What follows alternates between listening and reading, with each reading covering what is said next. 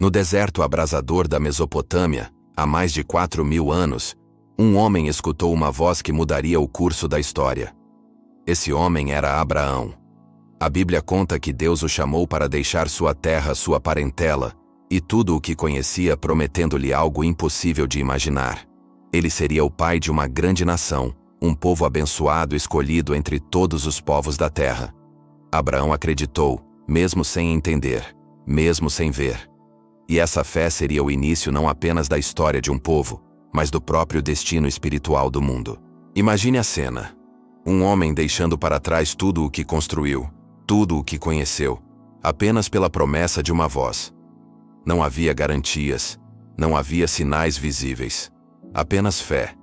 Mas o tempo passou, e a promessa parecia distante. Sara, sua esposa, era estéril. Anos se foram, décadas talvez, e o ventre dela continuava vazio. A cada lua nova, a cada ciclo que se completava, a esperança esmorecia um pouco mais. A promessa de Deus parecia um eco distante, uma lembrança que aos poucos se transformava em dúvida. O desespero começou a corroer o coração de ambos. Em um gesto que misturava fé e impaciência, Sara ofereceu sua serva egípcia, Agar, para que Abraão tivesse um filho com ela.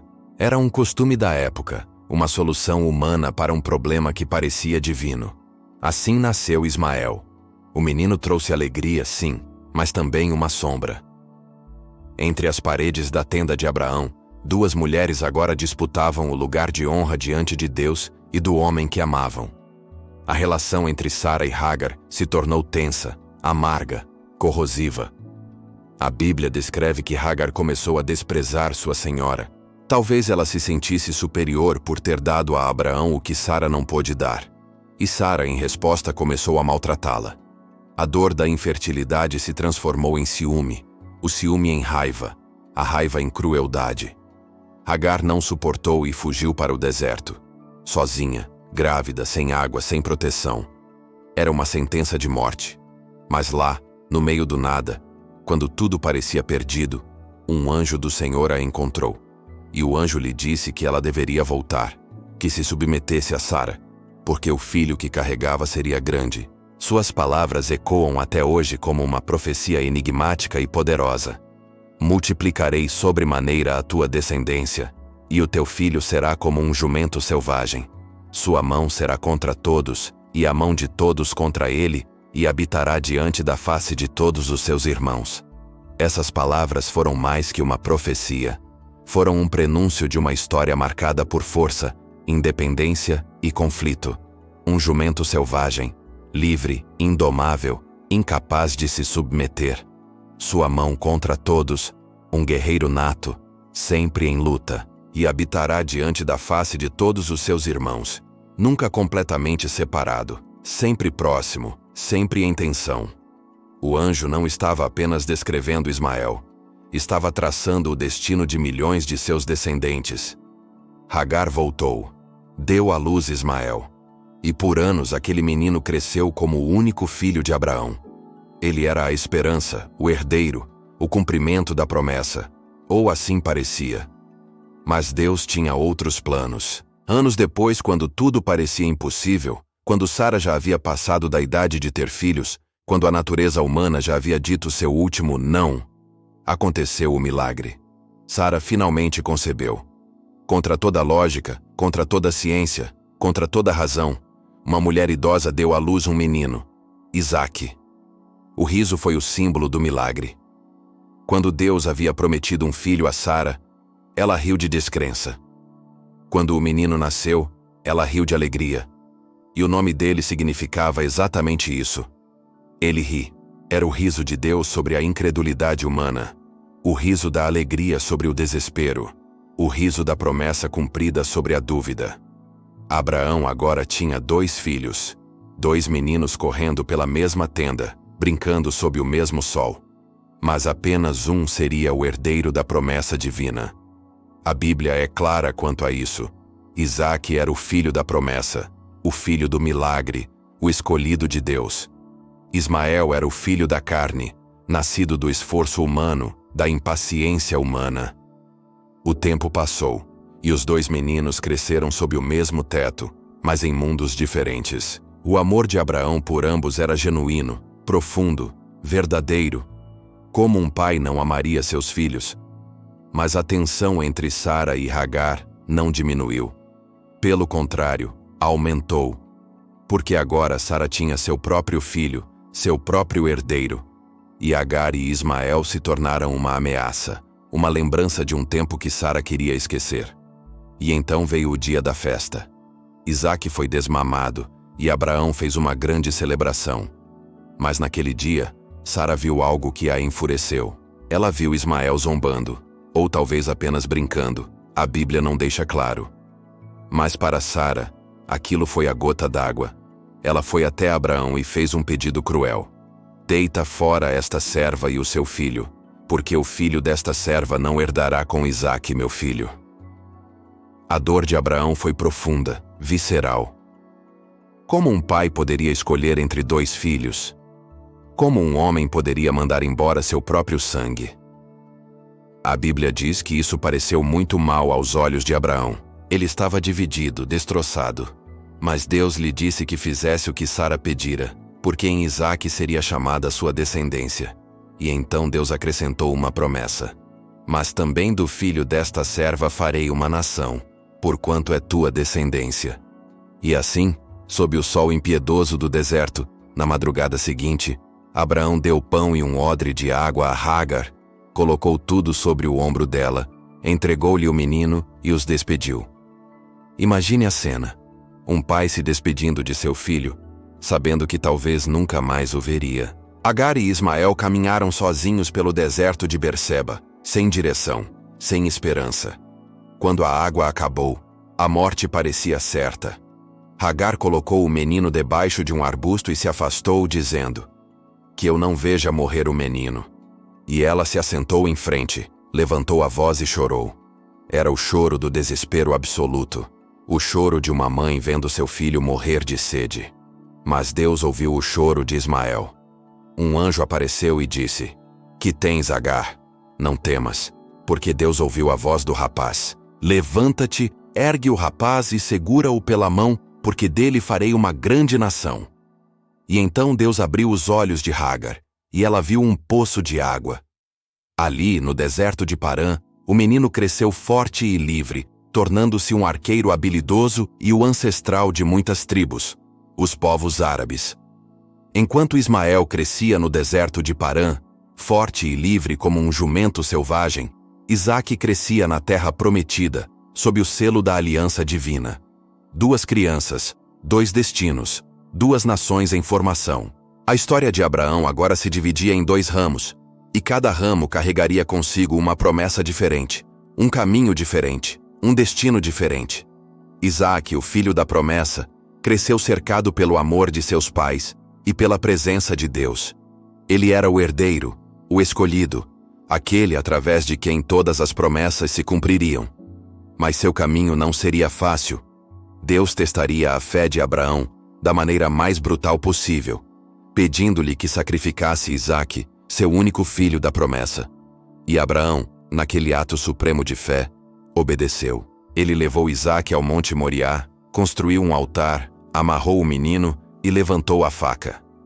Mas no último instante, um anjo deteve sua mão. E ali, naquele monte, Deus confirmou sua aliança.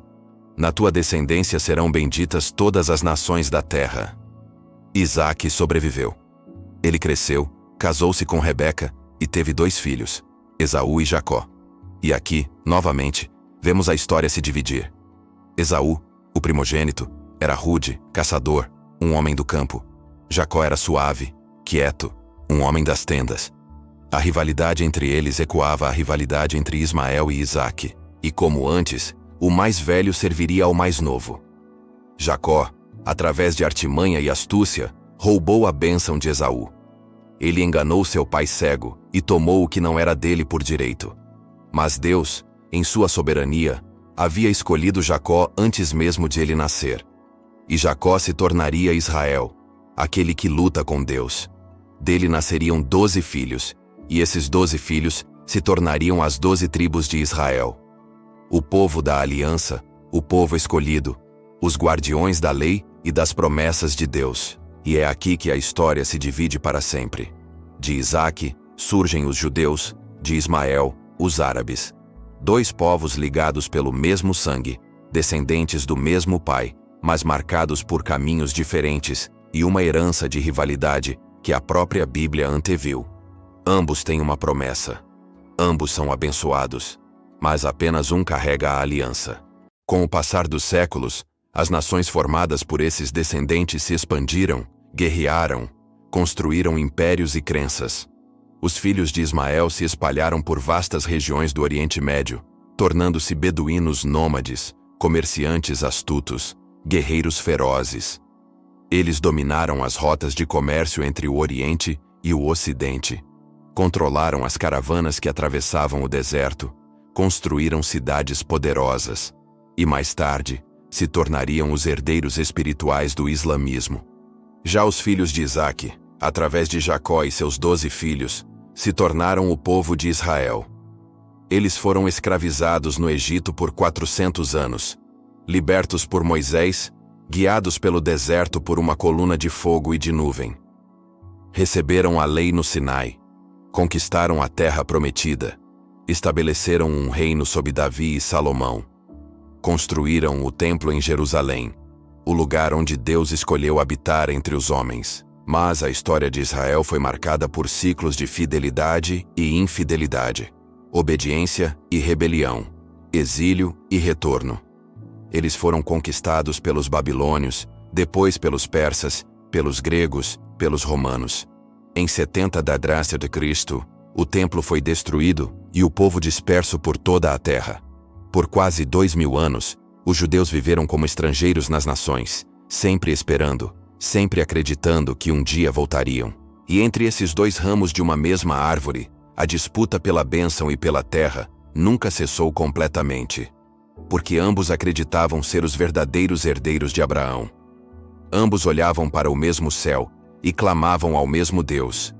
E ambos acreditavam que a terra prometida lhes pertencia por direito divino. Séculos mais tarde, quando o profeta Maomé nasceu na Península Arábica, no ano 570 d.C., ele afirmou ser descendente de Ismael. Órfão desde criança criado por seu tio, ele se tornou comerciante e meditava frequentemente nas cavernas ao redor de Meca. E foi em uma dessas cavernas, quando tinha 40 anos, que ele disse ter recebido a primeira revelação do anjo Gabriel. Sua missão, segundo o Alcorão, era restaurar a verdadeira fé de Abraão, a submissão total a Deus. O próprio nome Islã significa submissão, e muçulmano significa aquele que se submete. Maomé pregava um monoteísmo puro, sem intermediários, sem imagens, sem a trindade cristã. Para ele, Jesus era um profeta importante, mas não o Filho de Deus. Moisés era um grande mensageiro, mas sua mensagem havia sido distorcida. E ele, Maomé, era o último e o maior dos profetas, o selo da revelação divina. Assim, o islamismo se levantou como uma nova revelação para o mundo árabe. E rapidamente se espalhou, primeiro por Meca e Medina, depois por toda a Arábia, depois pelo Oriente Médio, norte da África, Pérsia, até chegar à Espanha no oeste e à Índia no leste. Em menos de 100 anos após a morte de Maomé, o Império Islâmico se tornara um dos maiores da história. E Jerusalém, cidade sagrada também para os judeus, passou a ocupar um papel central na fé muçulmana. Para os judeus, Jerusalém era o lugar onde Deus havia escolhido habitar, onde o templo fora construído, onde Abraão quase sacrificou Isaque. Para os muçulmanos, era o lugar de onde Maomé ascendeu aos céus em sua jornada noturna, o terceiro lugar mais sagrado do Islã, depois de Meca e Medina. Duas histórias, um mesmo solo sagrado. Para os judeus, o Monte do Templo é o lugar mais santo da terra. Para os muçulmanos, o Domo da Rocha, construído exatamente sobre o Monte do Templo, marca o lugar de onde Maomé subiu aos céus. A mesma pedra, as mesmas orações, mas direcionadas de formas diferentes. O conflito entre árabes e judeus, portanto, não nasceu apenas de disputas por terras ou recursos. Suas raízes são muito mais profundas, mergulhadas em uma antiga narrativa espiritual.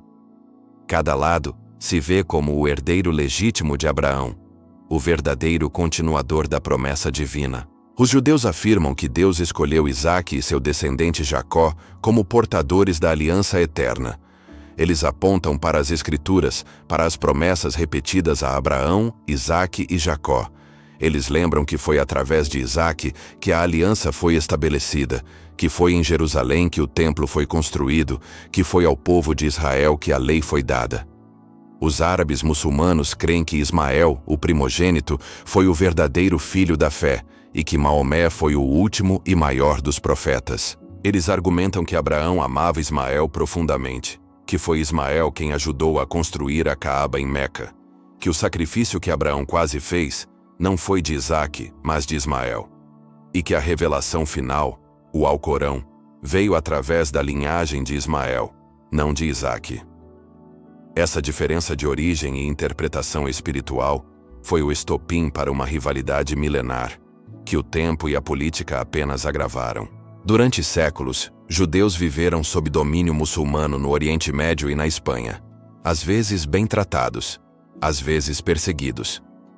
Cristãos lançaram as cruzadas para reconquistar Jerusalém, matando tanto muçulmanos quanto judeus. O Império Otomano dominou a região por 400 anos, e depois os europeus a dividiram arbitrariamente após a Primeira Guerra Mundial. E então, veio o século XX. O Holocausto dizimou 6 milhões de judeus na Europa. Sobreviventes buscavam um lar, e muitos olharam para a antiga terra de Israel.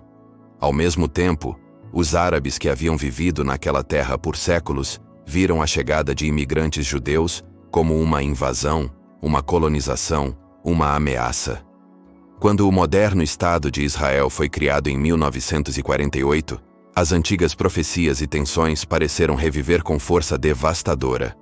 As fronteiras do deserto voltaram a se encher de poeira e sangue. A terra prometida, tão pequena e tão sagrada, tornou-se o epicentro de uma disputa que parecia escrita desde os dias de Abraão. Na noite de 14 de maio de 1948, David Ben-Gurion declarou a independência de Israel. No dia seguinte, 5 exércitos árabes invadiram o recém-nascido país: Egito, Síria, Jordânia, Líbano e Iraque. Para os judeus, era a concretização de um sonho milenar, o retorno à terra prometida. Para os árabes, era a Nakba, a catástrofe, a perda de suas terras e a criação de centenas de milhares de refugiados. Desde então, a região tem sido palco de guerras constantes. A Guerra dos 6 Dias em 1967, quando Israel conquistou Jerusalém Oriental, a Cisjordânia, Gaza, as colinas de Golã e o Sinai. A Guerra do Yom Kippur em 1973. As intifadas palestinas, os acordos de paz tentados e quebrados, os assentamentos israelenses expandindo-se, os foguetes disparados de Gaza, os ataques terroristas, as retaliações militares. Judeus e árabes, irmãos separados pela história, continuam olhando para o mesmo céu, orando ao mesmo Deus de Abraão, mas muitas vezes em lados opostos da guerra. Ambos reivindicam a mesma terra como sua herança divina. Ambos veem a si mesmos como vítimas. Ambos acreditam que a justiça está do seu lado. Para os israelenses, o retorno a Israel é o cumprimento das profecias bíblicas. Depois de 2000 anos de exílio, perseguição e finalmente do Holocausto, eles voltaram para casa. Eles transformaram um deserto em um jardim, construíram uma democracia vibrante, desenvolveram tecnologia de ponta. Para eles, entregar Jerusalém ou a Cisjordânia seria negar sua própria identidade, renunciar à promessa que Deus fez a Abraão. Para os palestinos, muitos dos quais são descendentes de Ismael, Israel é uma ocupação colonial. Suas famílias viveram naquela terra por gerações, cultivaram aquelas oliveiras, construíram aquelas casas. A criação de Israel os transformou em refugiados, em pessoas sem pátria, sem direitos. Para eles, Jerusalém é Al-Quds, o terceiro lugar mais sagrado do Islã. E enquanto não tiverem seu próprio estado, com sua própria capital em Jerusalém Oriental, não haverá paz. E, no entanto, Ambos carregam em sua herança as mesmas palavras que Deus disse a Abraão: em ti serão benditas todas as famílias da terra. Essa frase tão antiga e tão poderosa revela o mistério por trás de toda essa tragédia. A promessa nunca foi de destruição, mas de bênção. A promessa não era de guerra eterna, mas de paz universal. A rivalidade, segundo muitos estudiosos bíblicos e teólogos, é apenas uma consequência da humanidade tentando entender e dominar um plano que está além da compreensão humana. Deus prometeu abençoar Abraão e fazer dele uma bênção para todas as nações. Mas ao longo dos séculos, os descendentes de Abraão transformaram a bênção em maldição, a promessa em conflito, a fé em ódio. Enquanto Ismael representa a liberdade selvagem e a força indomável, o espírito do deserto, a recusa em se submeter, a independência feroz, Isaque simboliza a promessa e a fidelidade à aliança, a paciência de esperar no tempo de Deus, a obediência mesmo quando não compreendemos, a fé que permanece firme. Ambos são necessários na história de Deus. Ambos têm um papel a cumprir. Ismael nos lembra que Deus ouve o clamor dos oprimidos, que ele não abandona os marginalizados, que sua misericórdia se estende além dos limites que os humanos estabelecem. Isaque nos lembra que Deus é fiel às suas promessas, que ele cumpre o que promete mesmo quando parece impossível, que a fé verdadeira é recompensada. E talvez, no fim dos tempos, quando a redenção for completa, esses dois irmãos finalmente se reencontrem, não como inimigos, mas como filhos de um mesmo pai. Há uma história poderosa na Bíblia que muitos esquecem. Depois da morte de Abraão, Isaque e Ismael se reuniram para enterrar seu pai. Juntos, os dois irmãos sepultaram Abraão na caverna de Macpela, ao lado de Sara. Por um breve momento, a rivalidade cessou. Por um breve momento, eles eram apenas dois filhos enlutados, honrando o homem que os havia gerado. Não havia disputas sobre quem era o verdadeiro herdeiro, quem carregava a bênção, quem tinha o direito à terra. Havia apenas luto compartilhado e respeito mútuo. Talvez essa cena seja uma profecia em si mesma. Talvez ela aponte para um futuro onde árabes e judeus, muçulmanos e judeus, descendentes de Ismael e descendentes de Isaque, finalmente se encontrem novamente. Não para disputar, mas para honrar. Não para guerrear, mas para conviver. Não para destruir, mas para construir juntos. A Bíblia termina com uma esperança silenciosa mas poderosa registrada nas palavras do profeta Isaías. O lobo habitará com o cordeiro, e o leopardo se deitará junto ao cabrito. O bezerro, o leão novo e o animal cevado andarão juntos, e um pequenino os guiará. A vaca e a ursa pastarão juntas, e suas crias juntas se deitarão. O leão comerá palha como o boi.